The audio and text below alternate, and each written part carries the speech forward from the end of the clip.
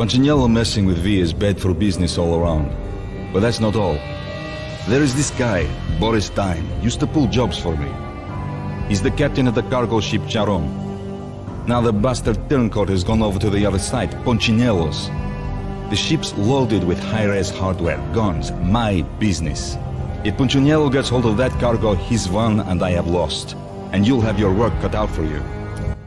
Alright, so this part in chapter 2 is kind of like a side quest, I would say. But it then becomes a big part of why Vladimir is even involved for the second game. So it's like a side quest now that becomes a big quest later. A ripple that turns into a wave. So he says, Punchinello's messing with a V is bad for my business because I'm with guns. And people hopped up on drugs don't really buy that many guns because they're too hopped up on drugs to be fighting.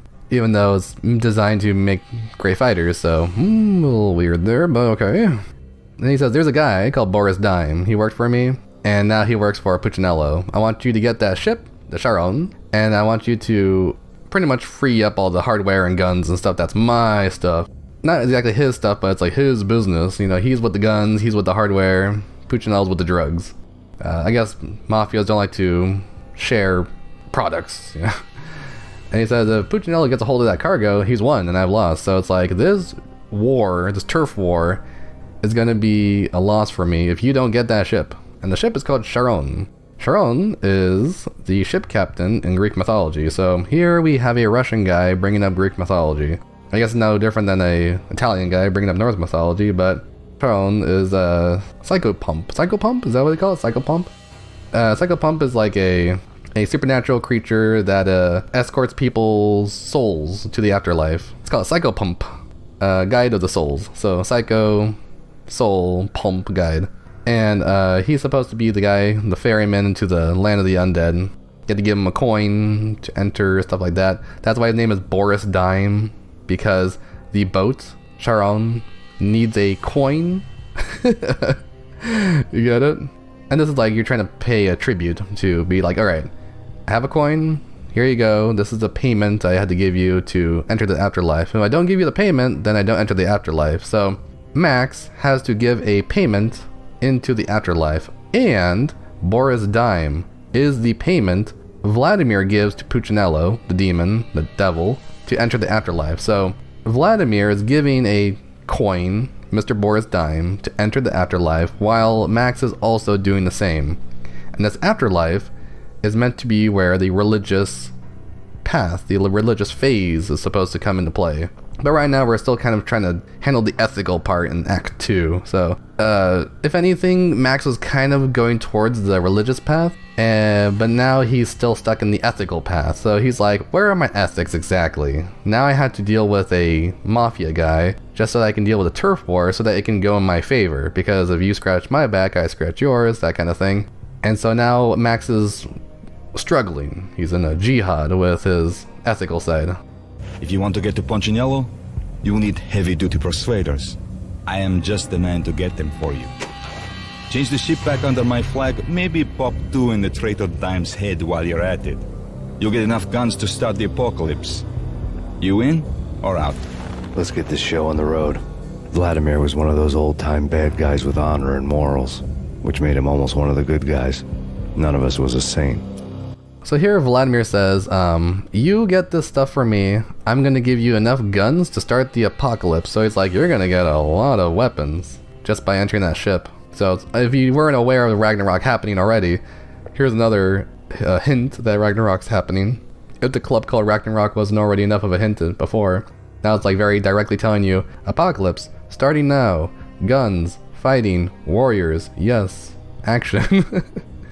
And so Vladimir was one of the old-time bad guys with honor and morals, which almost makes him one of the good guys. And then Max says, none of us was a saint. So he's like, none of us are in the religious phase yet. All of us are trying to be ethical. Most of us are being aesthetic. When it comes to Kierkegaardian philosophy, Vladimir is like the bad guy that brings Max towards an ethical side. And he's trying to remind him that, like, there are morals and there is honor. You can have vengeance with these two things attached. You don't have to be like a drop-dead demonic satanist devil man to be a honorable thief in the way, you know, like honor among thieves. So Vladimir is supposed to be this character who brings Max into the idea that even though you're breaking the law, you can still have morals and honor. You can still act as like I think it's like barbarian clans. They would still fight with honor like Vikings would. And this guy's like a barbarian. He's not civil. He's a barbarian with honor. So he's like a Viking. So Vladimir is the Viking life coming into Max's civil life, and he's like, shit, I didn't even realize these things can happen at the same time. I just thought you all were scumbags, but now Vladimir is like kind of coming in with like an offer, trying to help him out at the same time. He's like, we both want the same thing. We both want this guy dead, so you in or you out? And Max is like, I'm in. The Brooklyn riverfront was a maze of rusty containers, sharp-boned cranes looming up from the snowstorm. On a night like this, you couldn't help but think of the dark army of dead men sleeping with the fishes, cement shoes and lime. Alright, so that's a really great line. The Brooklyn riverfront was a maze of rusty containers, sharp-boned cranes looming up from the snowstorm. So he goes to the riverfront and he sees just a maze in front of him. So remember in the dream we were stuck in the maze? This is another maze coming in. Sharp-boned cranes. Crane is, well, it's the machine, but crane is also like a bird. And crane is like a beauty, harmony, and grace. There's like a balance going on. It's also like a totem. Related to like dreams and omens. So what he's saying with sharp-boned cranes, I wish that this was like an actual thing with however they wanted to phrase it, but there's actually a thing called bonemancy where you can find omens and not bonemancy, what's it called? Scapulomancy? It's called like bone reading. So sharp-boned cranes can be considered like intelligent things that determine the future. Crane is also like a dream, omens, totems. So it's like these things are totems. These are like totem poles. But totems wasn't exactly like a Norse thing, even though they kind of were, because totems are like sacred objects that are an emblem of like a people, like a clan. So this sacred object, a sharp-boned sacred object, is looming up from the snowstorm. So this thing is predicting the future with the riverfront, and then he says there's a dark army of dead men sleeping with the fishes. So in Norse mythology, there were the underwater zombies called draugr, and they were the people who were lost at sea, and they would like haunt the waters. And a dark army of dead men is also like the people of Valhalla, so it can be kind of connected that way. And that's a beautiful imagery connected to the Norse mythology. It's dark, it's morbid, and it's badass. No minotaur lurked in this labyrinth, but somewhere out there, on the clanking deck of his cargo freighter, the skipper of the Charon was waiting, like the ferryman of the river Styx. Well, there you go. Greek mythology right there. Minotaur, Labyrinth, Charon, and River Styx. Headshot!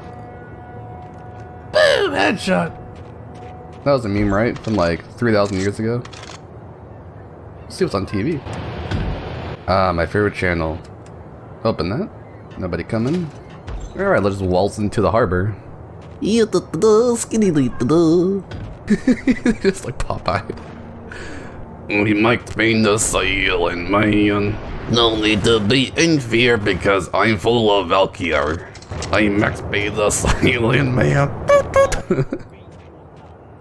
Connect Corporation. Sounds like a bunch of stinky people are opening their mouths. Transcendental? You're talking about insurance plans? Special delivery. Well, surprise, surprise. Oh shit! Oh no! A bullet hit me. Time to use the Desert Eagle.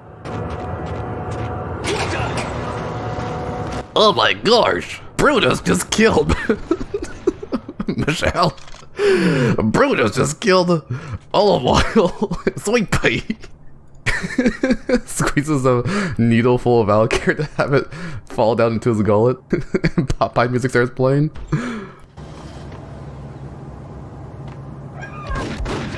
Oh my god, I can't hit him. He's running around like a little snake in the grass. A slippery snakes like the Gardens of Edens.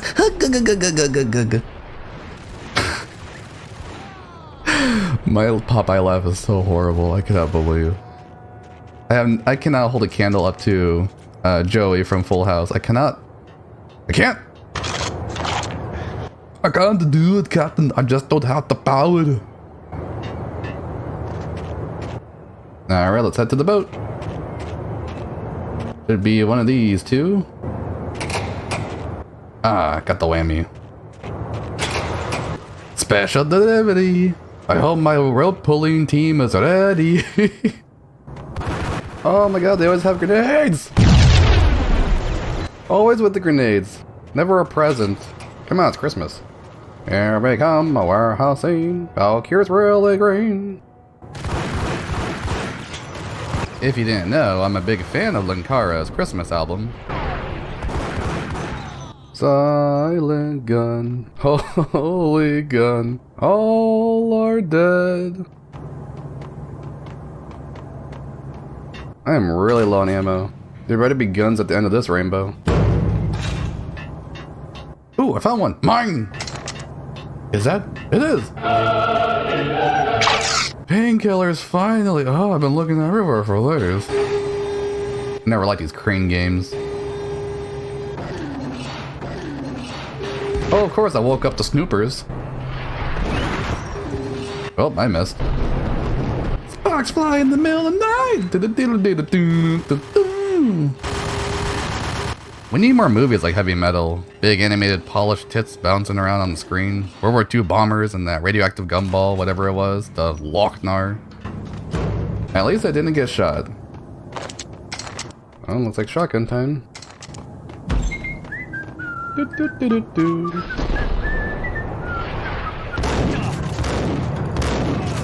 Say goodnight, Kurt No Brains. Well, that doesn't go anywhere. The place is pretty cool though.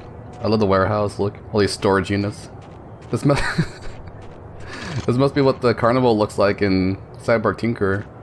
I cannot wait to review that stupid book. It's recorded during the time of this recording. I just have trouble editing. Takes an awful long time to get things done on YouTube. Gotta hire a Malaysian or something. This game is hard. Doesn't make it any easier that everything's all janky. Back in my day, it was smooth like butter. You know, playing this game makes me wonder, what did happen to John Woo? Oh! But seriously, did he just like stop making movies? After he went to Hollywood, made Face Off? And Nicolas Cage like do something that made him like just quit? Never again would I work with the white people. And that's Japanese, not Chinese. There should be something like dove mode in this game. Just how like a bunch of doves fly out every time somebody dies. Or when you engage in the bullet time, that's when the doves fly out. There you go. Perfect idea. Rockstar, get on with it. Do something good for once in your goddamn lives. Just kidding though. Haha, just kidding gamers. Rockstar's not that bad. I heard that Red Dead Redemption 2 was good. Cause you can like get your guys shaved and stuff. Shave his nuts. I like that. Max Payne goes on the barbershop thing. You gotta shave my nuts. I want you to clean my balls. And it makes the foghorn. Boom. The lad's like, no! Like Captain Hero. Ah, so sparkly. In the remake, they should have like stuff that falls down and like electrocutes people. Yeah, make the deaths more gory. That'd be pretty cool. Dismemberments. Taking out some pinkies. Slap down on scissors to like cut out people's fingers like in that game, Heavy Rain.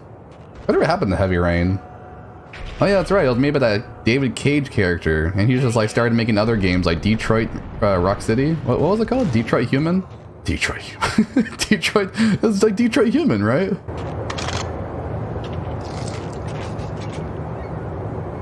Thinking someone's around this corner.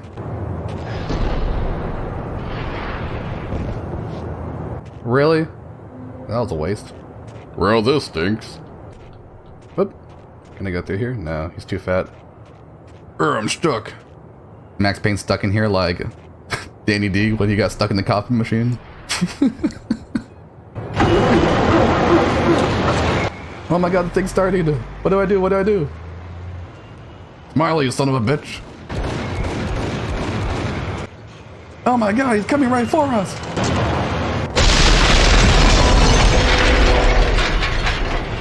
That was that was a wee bit too close. Oh man, that's close like butt cheeks. Change the guns in midair. And get back out. Oh. Dude, every encounter in this game is like a goddamn boss battle. What the hell? This is intense, but I love it. He is a guy. I love it. Hey, this is the place I wanted to go to before, but couldn't because I was too fat. Max's brain's empty.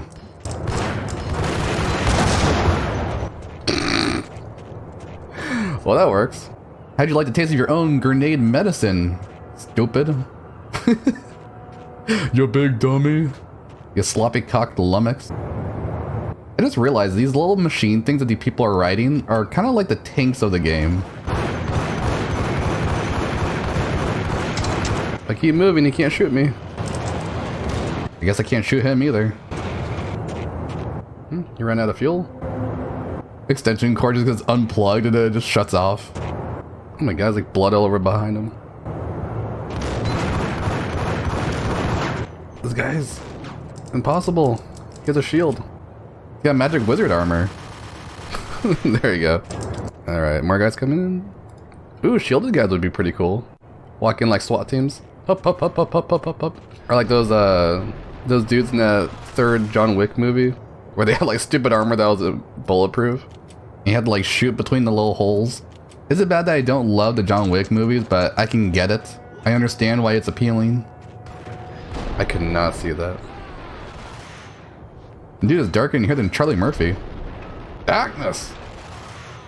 Ah! I'm sorry, Charlie Murphy. It was a Valkyrie. Made me go bonkers. Whoa, hello! These guys are insane in the main crane. Dude, where is that warehouse? I've been going for like 30 blocks. Like, Max, you should have just taken a car. What the hell are you doing? Like, drive into the warehouse. Honestly, I do not want Max to be driving around in the new game. That's going to be awful if he does. It's going to be another LA Noire fiasco. Now that I think of it, you could hide an awful lot of cyborgs in a warehouse kind of area like this. Hey, Megalith Snore's back, you know. Back and better than ever. Ooh, got him before he can throw the stupid grenade that he was holding. Oh, Max Payne? Oh, is that Max Payne? I doubted the letter was a receipt. Well, let's check it out. Rico Muerte had come to town to do more than just sort out family troubles. Exhibits number 1, 2, and 3. A briefcase of money, a sniper rifle, and an envelope with one word neatly printed on a folded piece of expensive paper. Mayor. It didn't sound like a mafia contract at all. It was too cold and too to the point. So this part's actually interesting that I missed heavily when I was younger. I didn't realize it until now. So when he says Rico Muerte had come to town to do more than just sort out family troubles, he is saying that Rico Muerte was actually in this warehouse area doing another deal that was being guarded by that guy who I just shot and then splatters his brains all over the briefcase full of money. So he says there was 3 things that were evidence as to why he was here for more than just family trouble, more than just dealing with the whole Jack Lupino thing. There was a briefcase full of money, sniper rifle, and an envelope that said Mayor. And the person who says Mayor is a voice that we haven't heard before. This voice is actually Nicole Horn, the corporate CEO of Azer Corporation. And at first we're like, oh, that doesn't really mean anything. But this means that the corporation, Azer, the people who are behind all the Valkyrie and everything, this is the corporation that is putting out a hit on the mayor. They want the mayor dead, for whatever reason. And Max is like, well, it didn't sound like a mafia contract at all. It was too cold and to the point. It's like, yeah, that's how corporations do things. They're very cold and they're very to the point. They're not trying to be secret about it. They're just like, mayor, do it. Mafia people are too, how do you say, cryptic with their words. They all like to change things around. They're very underground about it. Corporations, if they want to get something done, boom, right there, just, or you know, just as blunt as a robot. So that's what he's pretty much saying here. We'll find out more about this later on, but I love how this is actually added into the warehouse moment that's not part of the main game. Well, not part of the main story, but then it like intertwines it to be like, yeah, that's kind of important. This could be put anywhere, honestly. If anything, it should be put in the part that has Rico Muerte, but putting it way later after he's already dead, this makes his character a little bit more interesting. It adds more mystery and more importance to a character that we just shot and thought that he was talking about Kung Fu video games. kung fu fighting video game. That's why I took both of their cocks and I strangled them with it. See if I can get him. Oh no! Oh, where's that coming from? It's that guy. Just imagine getting hit by a shotgun that close. It would burn your eyebrows. And here we have one of those puzzles that makes everybody quit the game. Well, Remedy, got any more brain busters? I hope nobody heard that. Much better. Hey Lois, remember that time I shoot out the parking block? Yeah, you know, people always complain about platforming and puzzles when it comes to these kinds of shooters, but I love it. Like, it gives it a lot of different flavors, and that's what you want. You want sprinkles with your ice cream. Ice cream, you scream, we all scream for BBC. No, it just shows me. Alright, onward and upward. Oh! Run away, run away, run away. Bad day, bad day, bad day. Well, let's see if we can snipe him. I forgot how to use the scope. What's the scope button? Where is it? E or enter, okay. Well, I'll remember that for next time. Oh no! That dingleberry tried to get me when I was reloading. He's a shotgun, he can't get me from that far. I would still take a lot of damage from the pellets though. This was made before shotguns had a range of a cum shot. Like when you could snipe people in Halo with the shotgun and the pistol. All these guys are officially blown back and stuff. Alright, ammo for things that I need. Money. It's like what Mr. Krabs said. I'll suck on ye barnacle for $1.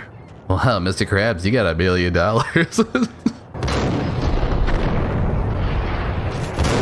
No! He shot me! In my own dojo. Yep. Oh no! That was good enough. Oh fuck. He shot me in the Stramboni. Take that, you Long John Jinxer.